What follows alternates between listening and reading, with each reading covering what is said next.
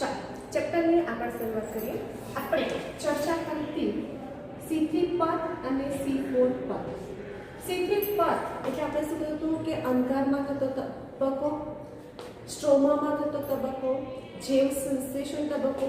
Kelvin, બેન્સન અને બાસા નામના વૈજ્ઞાનિકે આ સંશોધન કર્યું, જેને કેલ્વિન ચક્ર તરીકે ઓળખવામાં આવે છે. પાછા આપણે એવું પણ કીધું કેલ્વિન અને મેલ્વિન નામના વૈજ્ઞાનિકે C14 રેડિયો આઇસોટોપનો ઉપયોગ કર્યો હતો. તો અહીંયા જે C3 પદ છે એ C3 પદમાં પ્રથમ બનતી નિપજ કઈ છે અને એ પ્રથમ બનતી નિપજ જે હશે એને પ્રકાશ તબક્કા દરમિયાન જે નિપજ મળી હતી એટીપી અને એનએડીપીએચનો ઉપયોગ કર્યો હતો અને ગ્લુકોઝનું નિર્માણ કરવાનું છે, જે આપણે વાત કરીએ. તો આજે એની અનુલક્ષે આપણે C3 પદની વાત કરીએ. તો C3 પદ છે એ C3 પદમાં 3 તબક્કા જોવા મળશે. એક છે કાર્બોક્સિલેશન, એક છે રિડક્શન અને એક છે આરયુબીપીનું પુનઃનિર્માણ અથવા તો પુનઃનિર્માણનો તબક્કો. તો આપણે જોઈએ સૌથી પહેલા કાર્બોક્સિલેશન તબક્કો.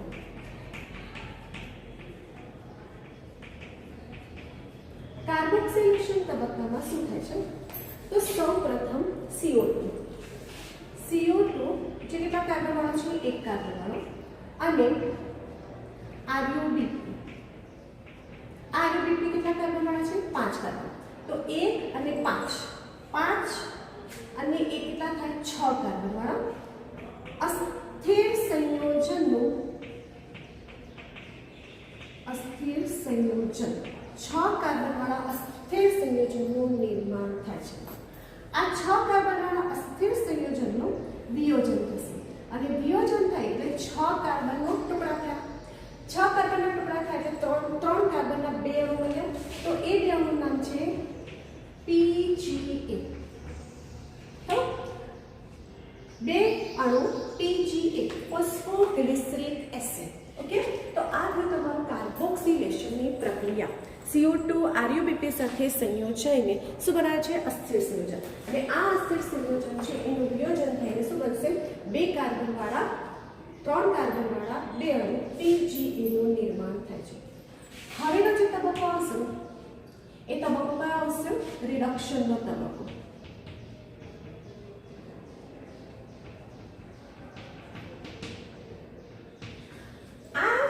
CO2 આરયુબીપી સાથે સંયોજન અસ્થિર સંયોજન અને એમાંથી PGA બને છે. એનો મતલબ કે PGA નું નિર્માણ થાય છે. તો આ માટે જવાબદાર ઉત્સેચકો છે તો આરયુબીપી કાર્બોક્સાઇલેઝ.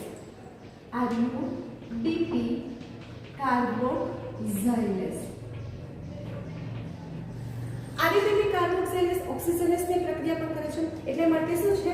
આરયુબીપી કાર્બોક્સાઇલેઝ અથવા તો રૂબિસ્કો રિબ્યુલોઝ બાયફોસ્ફેટ કાર્બોક્સાઇલેઝ ઓક્સિજનેસ એટલે રૂબિસ્કો ઉત્સેચક કાર્ય કરે છે. આટલી પ્રક્રિયા માટે. હવે છે રિડક્શનનો તબક્કો. રિડક્શનના તબક્કામાં શું થાય છે? તો આ 2 PGA કેટલા કાર્બન વાળા? 3 કાર્બન વાળા.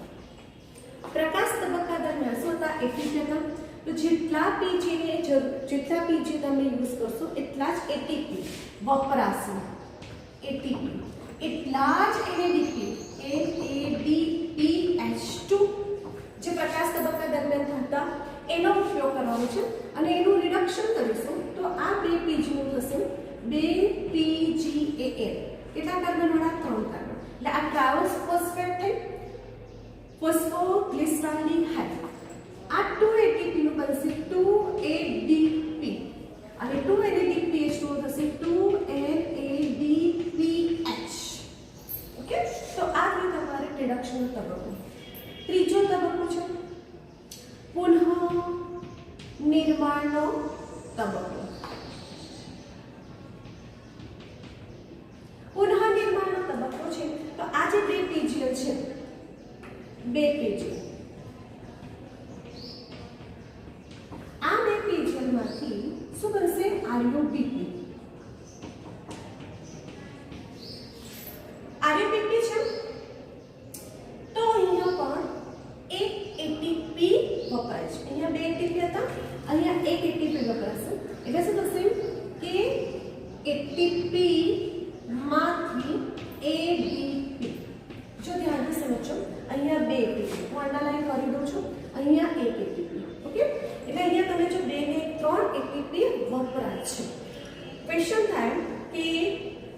પદમાં રિડક્શન તબક્કા દરમિયાન કેટલા એટીપી વપરાય છે? તો 2. પુનઃનિર્માણના તબક્કા દરમિયાન કેટલા એટીપી વપરાય છે? તો 1. તો આ રીતે તમે જો કે એક વખત પ્રોસેસ થશે તો આપણને 3 એટીપી વપરાય છે. અહીંયા લખી રાખીએ તો આપણને જરૂર પડશે કે 3 એટીપી વપરાય છે. સાઈડ પર લખી રાખીશું, જરૂર પડશે આપણને ગણતરી માટે. તો અહીંયા તમે જો કે આ રીતે ચોપડીની અંદર લખાણ છે અને એને આધારે સમીકરણ આપણે તૈયાર કર્યું છે. ભલે આ સમીકરણ આપણે લખવાના નથી, પણ જ્યારે થિયરીને સમજીએ ત્યારે આ સમીકરણથી સરળ પડે. તો જો ફરી કાર્બોક્સિલેશન છે, એનામાં CO2 RuBP સાથે સંયોજાઈને 6 કાર્બનવાળા અસ્થિર સંયોજનનું નિર્માણ થશે. તેના માટે જવાબદાર ઉત્સેચકો છે RuBP કાર્બોક્સિલેસ. RuBP કાર્બોક્સિલેસ ઓક્સિજનેસ સાથે પણ સંકળાયેલા છે. એટલે શું થશે? RuBP કાર્બોક્સિલેસ ઓક્સિજનેસ અથવા તો રુબિસ્કો રિબ્યુલોસ બાય ફોસ્ફેટ કાર્બોક્સિલેસ ઓક્સિજનેસ, એટલે કે શું કહીશું? રુબિસ્કો. 6 કાર્બનવાળા અસ્થિર સંયોજનનો ટુકડામાં નિર્માણ થયું, એટલે 2 ટુકડા થઈ ગયા. તો 3 કાર્બનના 2 અણુ થઈ ગયા અને એ 2 અણુનું નામ શું છે? Phosphoglyceric acid PGA. અહીંયા રિડક્શન તબક્કામાં જેટલા PGA, હું શબ્દ વારંવાર વાપરું છું કે જેટલા PGA હશે એટલા જ ATP, જે પ્રકાશ તબક્કા દરમિયાન દિવસ દરમિયાન તૈયાર કરાતા ATP અને NADPH2 નો ઉપયોગ કરશે.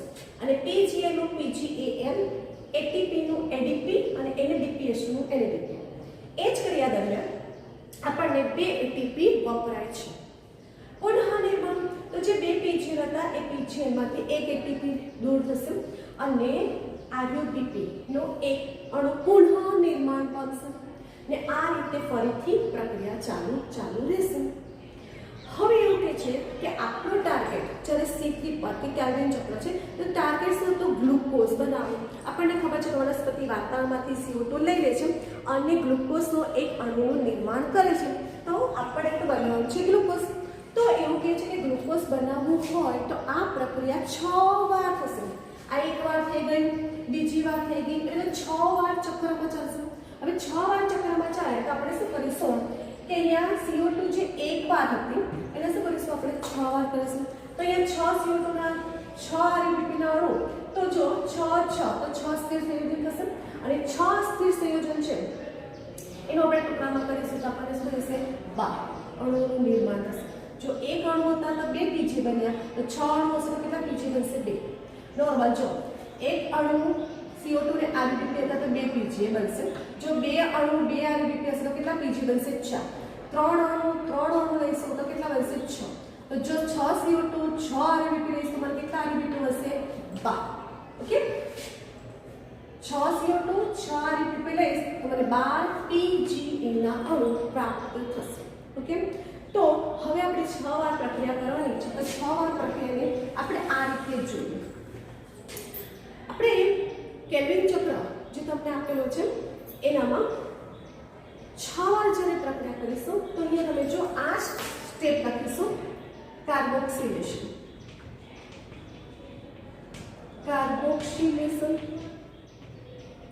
આ જ સ્ટેપ લખવાના છે. પણ અહીંયા આપણે શું કરીશું કે જે CO2 અને RuBP છે એની સંખ્યા શું કરીશું? 6. તો જો 6 CO2 1 carbon plus 6 RuBP 5 carbon, એનામાંથી શું બને? 6 અસ્થિર સંયોજન. શોર્ટમાં લખું છું, જગ્યા નથી. કેટલા કાર્બન? 6 કાર્બન. તો જો કાર્બન તો આ જ હશે, આપણે અહીંયા તો જે છે એની સંખ્યા ગણવાની. 6 સ્થિર સંયોજન છે એ 6 સ્થિર સંયોજનનું શું કરીશું? વિઘટન કરું કે વિયોજન કરું તો મને શું થશે? 6 ના કેટલા અણુ મળશે? મને 12 PGA. કેટલા કાર્બન વાળા અણુ? થઈ ગયું. આ જ સમીકરણને મેં આ રીતે દર્શાવ્યું. થઈ ગયું. હવે શું થશે? આપણે રિડક્શનમાં શું કરીશું? અહીંયા લખીશું કે જેટલા PGA હોય એટલા જ ATP અને એટલા જ NADPH2 નો યુઝ થશે. 6 વાર કરીશું તો 6 વાર 12 વાર, બરાબર છે? તો અહીંયા શું કરીશું આપણે? 12 PGA plus 12 ATP plus 12 NADPH2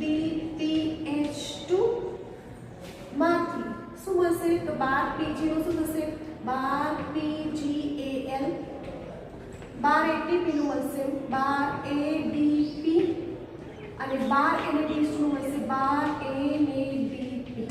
clear? આટલું જોવાય છે, જોઈ લઈએ. ઓકે, હવે 12 પી છે તો અહીંયા તમે દેખો કે કેટલા એટીપી વપરાયા? 12. એક CO2 છે, એક CO2 ચક્રમાં ભાગ લેશે ત્યારે મારા 2 એટીપી વપરાશે રિડક્શન તબક્કા દરમિયાન. જ્યારે 6 CO2 ભાગ લેશે અથવા તો 6 વાર પ્રક્રિયા થશે ત્યારે કેટલા એટીપી થશે? 12 થયા. 6 દુની 12 એટીપી વપરાય. હવે કયો તબક્કો આવશે? પુનઃનિર્માણનો તબક્કો.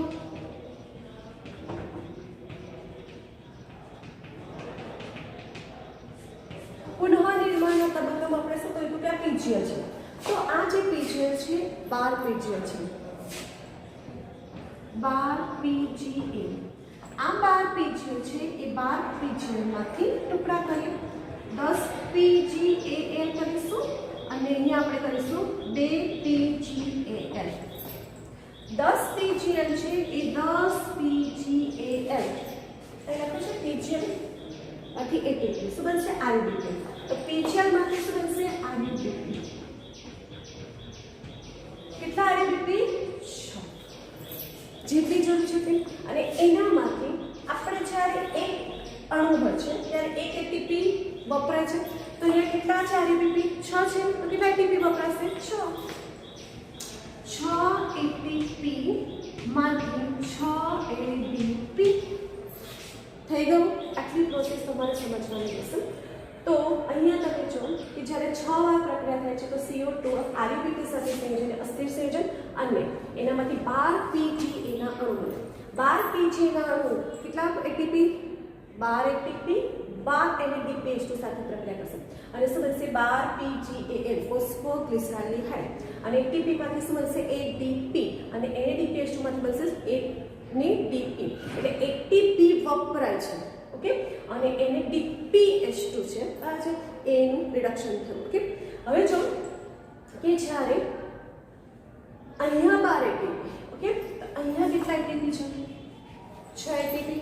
તો તમે જો 12 ને 6 કેટલા થયા? 18 એટીપી. ઓકે, 18 એટીપી વપરાય છે. જો અહીંયા પાછળ તમે તે સમીકરણમાં લખી દેશો.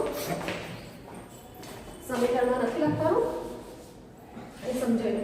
12 ને 6 શું થશે? 18 એટીપી વપરાય છે.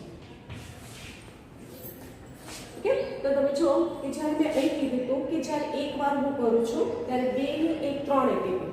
જ્યારે હું 6 વાર કરીશ તો શું થશે? 18 એટીપી મળી ગયો આપણો. તો તમને કેલ્વિન ચક્ર છે એ કેલ્વિન ચક્ર દરમિયાન કેટલા એટીપી વપરાય છે? તો શું થઈ ગયું? 18 એટીપી વપરાય છે. કેટલા NADPH2 પાછળ વપરાય છે? તો કેટલા છે? 12 NADPH2 વપરાય છે. હવે પ્રશ્ન આવે કે જ્યારે CO2, તો અહીંયા જો 6 CO2, એક CO2 ની વાત કરીએ આપણે 6 CO2, આ 6 CO2 છે એ 6 CO2 માંથી મને કેટલા ગ્લુકોઝના અણુ બનાવવા છે? તો હજુ તો પ્રક્રિયા બાકી છે કે ગ્લુકોઝ કઈ છે, ગ્લુકોઝ કેવી રીતે બને છે એ સમજવાનું રહેશે. તો ગ્લુકોઝ બનાવવા માટે આપણે જો આપણી જગ્યા ઓછી છે એ રીતે કરીએ. જો 2 પીજીએલ, ઓકે, 2 પીજીએલ છે ને એ 2 પીજીએલ ને હું ટુકડામાં કરું. 1 પીજીએલ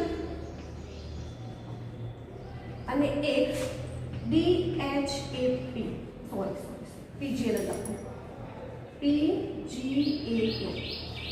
2 પીજીએલના મેં 2 ટુકડા, 1 પીજીએલ અને બીજો પીજીએલ. ઓકે, હવે શું થશે? ગ્લાયકોલિસિસ. ગ્લાયકોલિસિસનો ચાર્ટ ધ્યાનમાં હોય તો આપણે જોઈએ. જરા અહીં જોઈ લો. ગ્લુકોઝ આટલું જોવાય છે કે નથી જોવાતું, પછી આગળ કામ કરો. ગ્લુકોઝ ઓકે જોવાય છે. ચલો હા, જો ગ્લુકોઝ તો ગ્લાયકોલિસિસ તબક્કો હતો. તો એ ગ્લાયકોલિસિસ તબક્કામાં શું છે? ગ્લુકોઝ બનશે. આપણે એને ગ્લુકોઝ બનાવી દઈએ.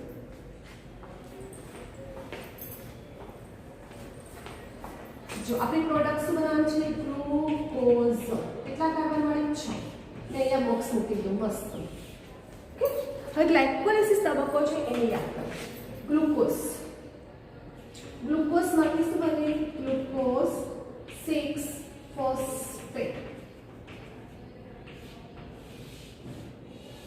ઓકે, ગ્લુકોઝ 6 ફોસ્ફેટ એનામાંથી શું બનશે? જગ્યા ઓછી પડશે.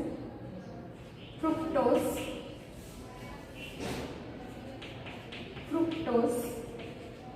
6 ફોસ્ફેટ.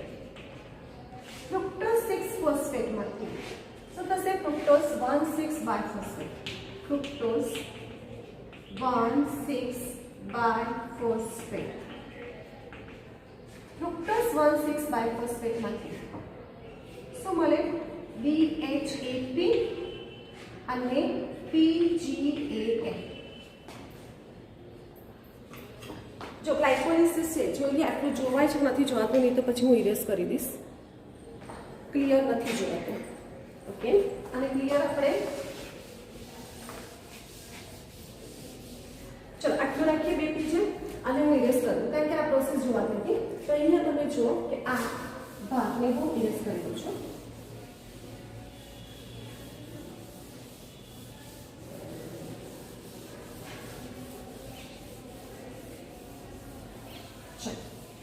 હવે આપણી પાસે શું થયા? બે પીજ છે.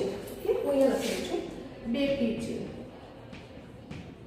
બે પીજલ છે એ બે પીજલમાંથી મારી પાસે આ એક પીજલ અને આ બીજો પીજલ. ઓકે, આ બધું. હવે આપણે ગ્લાયકોલિસિસ તબક્કા તરફ છે. તો ગ્લાયકોલિસિસમાં હું અહીંયા ગ્લુકોઝ લખું છું. આપણો ટાર્ગેટ છે ગ્લુકોઝ બનાવવાનો. ओके, ग्लूकोज से एक ग्लूकोज 6 फॉस्फेट. ग्लूकोज 6 फॉस्फेट माथी फ्रुक्टोज 6 फॉस्फेट. फ्रुक्टोज 6 फॉस्फेट माथी फ्रुक्टोज 1,6 बायफोस्फेट.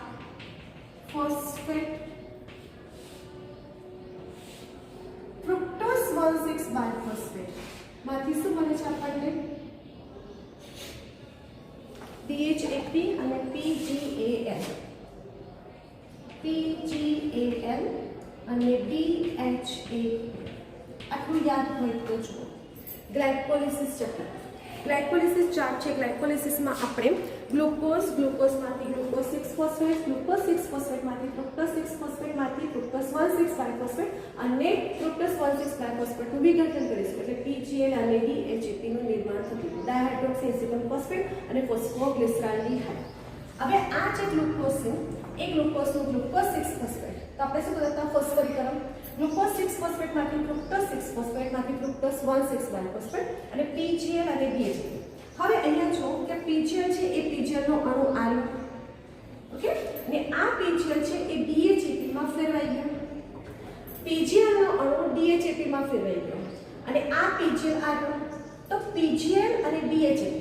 ઓકે, જો ફરી કહું છું કે આપણી પાસે બે PGL હતા. એક PGL ને એક PGL. આ એક PGL તો છે જ, બરાબર? અને આ PGL શેમાં ફેરવાઈ ગયો? DHAP માં. અને PGL અને DHAP હવે આપણે ઊંધી પ્રક્રિયા કરીએ. આપણે બનાવવાનું છે ગ્લુકોઝ છે તો PGL અને DHAP જોડાય અને શું બનાવે છે? Fructose 1,6 biphosphate. ફ્રુક્ટોઝ 1,6 બાયફોસ્ફેટ નું વિફોસ્ફરીકરણ થશે ફ્રુક્ટોઝ 6 ફોસ્ફેટ.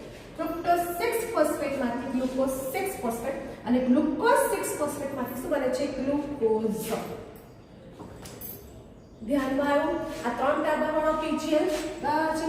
આ 3 કાર્બન વાળો ડાયહાઇડ્રોક્સી એસિટોન ફોસ્ફેટ 3 અને 3 શું થઈ ગયા? 6 કાર્બન વાળા ફ્રુક્ટોઝ 1,6 બાયફોસ્ફેટ. ફ્રુક્ટોઝ 1,6 બાયફોસ્ફેટ નું વિફોસ્ફરીકરણ થશે. આપણે જ્યારે ગ્લાયકોલિસિસમાં હતા ત્યારે શું કરતા હતા? ATP વપરાતા હતા. અહીંયા ઊંધી પ્રોસેસ થશે, વિફોસ્ફરીકરણ થશે અને વિફોસ્ફરીકરણ દરમિયાન શું થશે? અહીંયા ATP નું નિર્માણ થશે. તો ADP માંથી શું થશે? ATP. ફ્રુક્ટોઝ 6 ફોસ્ફેટ છે એનું તેના સમઘટક ગ્લુકોઝ 6 ફોસ્ફેટ અને ત્યાં પણ એનું શું થશે? વિફોસ્ફરીકરણ થશે.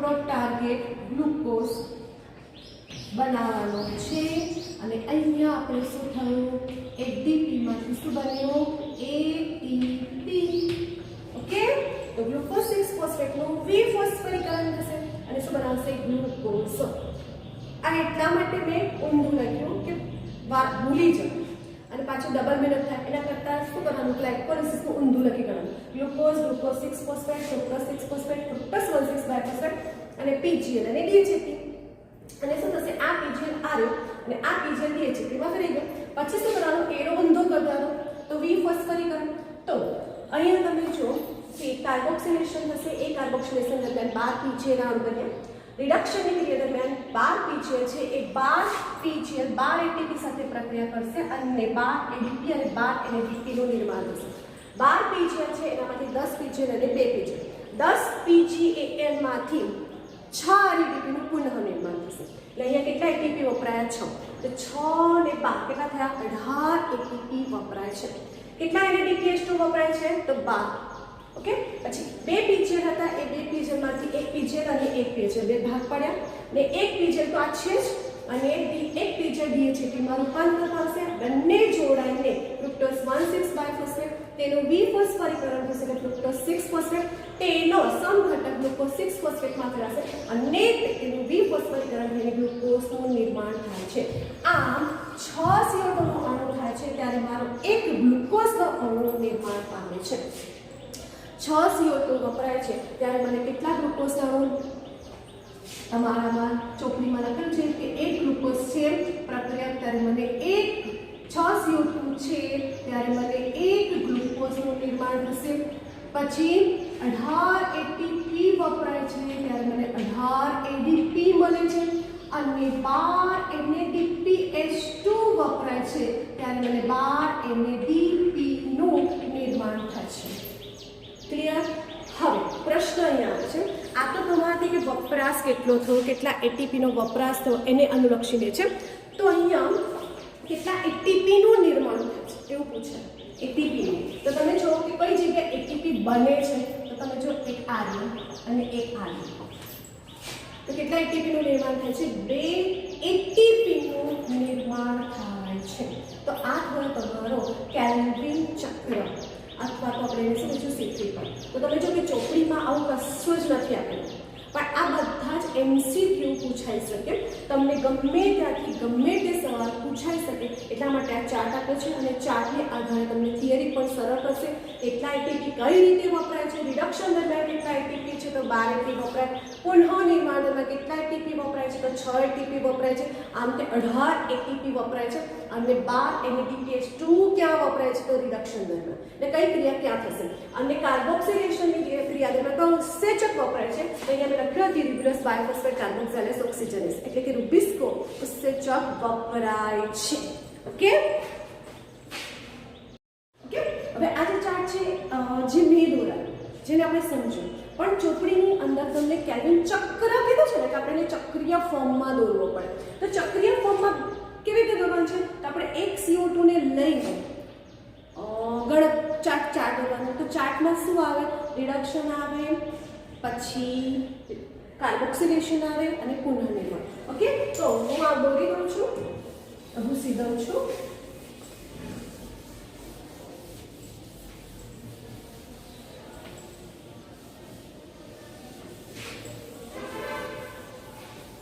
આપણે ચક્રમાં જોઈએ કેવી રીતે ચક્રમાં હશે આપણે ચક્રમાં દોરવા માટે આપણી પાસે 3 વસ્તુ હોવી જોઈએ કાર્બોક્સિલેશન રિડક્શન અને પુનઃ નિર્માણ તો સૌથી પહેલા આપણી પાસે શું છે RBP ribulose biphosphate કાર્બોક્સિલેસ ribulose biphosphate બરાબર છે RBP અને ઉત્સેચકો છે RBP કાર્બોક્સિલેસ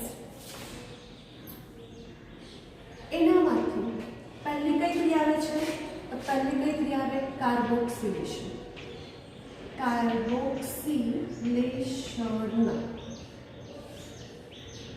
ઓકે પછી કાર્બોક્સિલેશન પછી શું આવે રિડક્શન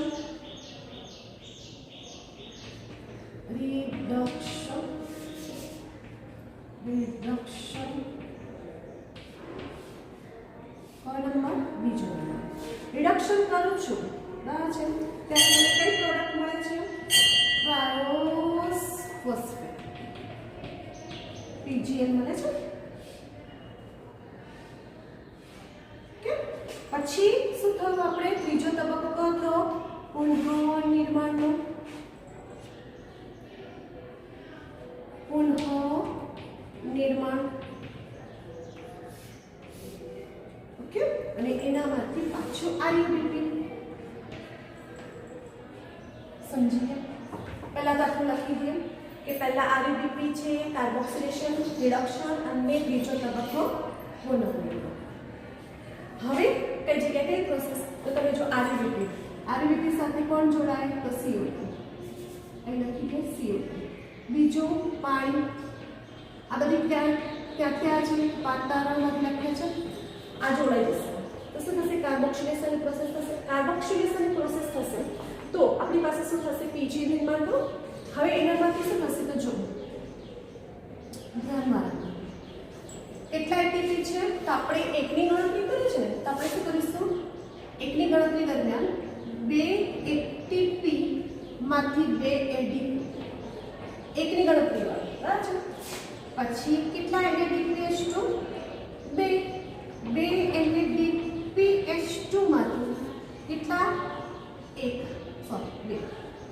NADP થઈ ગયું આટલું પ્રોસેસ કરી હતી આ 6 ની ગણતરી વાળો છે આપણે એકની ગણતરી વાળો ચક્ર ચાર્ટ બનાવો ટ્રાન્સફોસ્ફેટ એટલે કોણ PGL ને PGL આ PGL છે એ PGL માંથી શું બનશે સુક્રોઝ તો આપણે શું કહી શકીએ ગ્લુકોઝ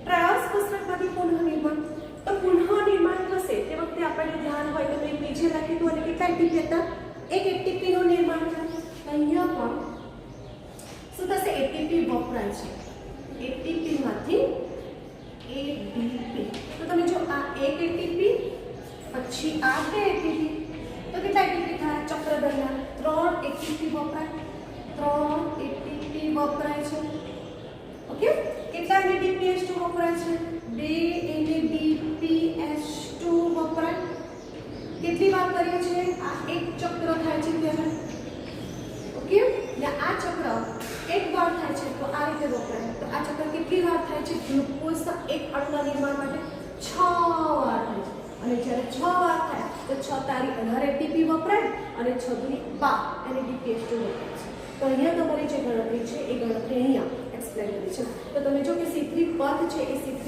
પથમાં કેવી રીતે એટીપી નું નિર્માણ થાય કેવી રીતે NADPH2 નું નિર્માણ થાય એની આખી રચના અહીંયા દર્શાવી છે તો જો કેલ્વિન ચક્ર એટલે સ્ટ્રોમામાં થતો તબક્કો અને પ્રથમ બંધીની પછ બરાબર છે 3 કાર્બન વાળી છે શું તો CO2 RUBP સૌથી પહેલા CO2 એને સૌ પ્રથમ કોણ ગ્રહણ કરે છે તો 5 કાર્બન વાળો RUBP જો ક્વેશ્ચન આ રીતે પૂછાઈ શકે કે C3 પથ છે ઓકે તો C3 પથમાં CO2 છે એ CO2 ને સૌ પ્રથમ ગ્રહણ કરનાર પદાર્થો છે તો RUBP આ ટેક MCQ થયો RUBP કેટલા કાર્બન વાળો છે 5 કાર્બન વાળો બીજો થયો ક્વેશ્ચન ત્રીજો ક્વેશ્ચન પ્રથમ બંધીની પછ કેટલા કાર્બન વાળી છે તો 3 કાર્બન વાળી આગળ ક્વેશ્ચન 3 કાર્બન વાળી નિપજનું નામ આપો તો PG એટલે ફોસ્ફોગ્લિસરિક એસિડ ક્લિયર આ કાર્બોક્સિલેશન દરમિયાન ઉત્સેચક વપરાય છે તો રૂબિસ્કો અથવા તો RUBP કાર્બોક્સિલેસ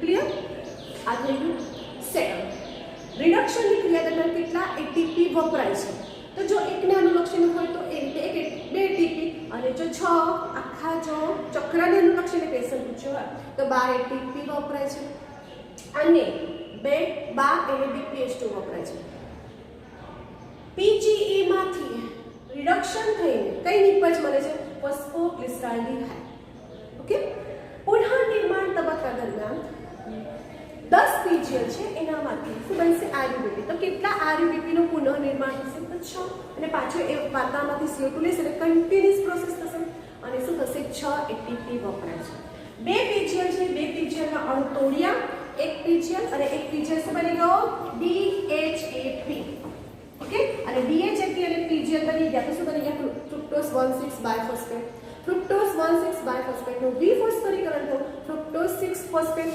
ફ્રુક્ટોઝ 6 ફોસ્ફેટ તેના સમઘટક ગ્લુકોઝ 6 ફોસ્ફેટમાં ફેરવ્યો અને ગ્લુકોઝ 6 ફોસ્ફેટનું ફરી શું થયું ડી ફોસ્ફેટ અને ગ્લુકોઝ બને છે. ઓકે, તો આ રીતે ક્વેશ્ચન પૂછાય.